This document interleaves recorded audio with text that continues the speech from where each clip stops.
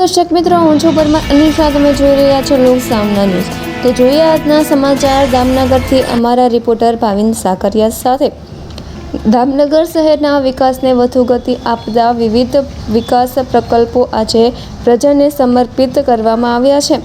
ધારાસભ્ય જનકભાઈ તળાવિયા અને લોકસભાના સાંસદ ભરતભાઈ સુતરિયાના હસ્તે પિકઅપ, બસ સ્ટેન્ડ, આધુનિક ગાર્ડન તેમજ સીસી રોડ સહિતના અનેક વિકાસ કાર્યનું લોકાર્પણ કરવામાં આવ્યું. આ વિકાસ કાર્યોના કારણે દામનગર શહેરના નાગરિકોને વધુ સારી અને સુવિધાસભર જાહેર સેવાઓ ઉપલબ્ધ બનશે. નવા બસ સ્ટેન્ડથી મુસાફરોને સરળતા મળશે, જ્યારે આધુનિક ગાર્ડન શહેરના લોકો માટે આરોગ્ય, પ્રસાદ અને મનોરંજનનું કેન્દ્ર બનશે.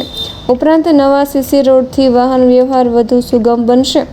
આ પ્રસંગે ધારાસભ્ય જનકભાઈ તળાવિયાએ જણાવ્યું હતું કે દામનગર તથા લાઠી દામનગર વિસ્તારના સર્વાંગી વિકાસ માટે તેઓ સતત પ્રયત્નશીલ છે અને આગામી સમયમાં પણ અનેક વિકાસ કાર્યો હાથ ધરવામાં આવશે.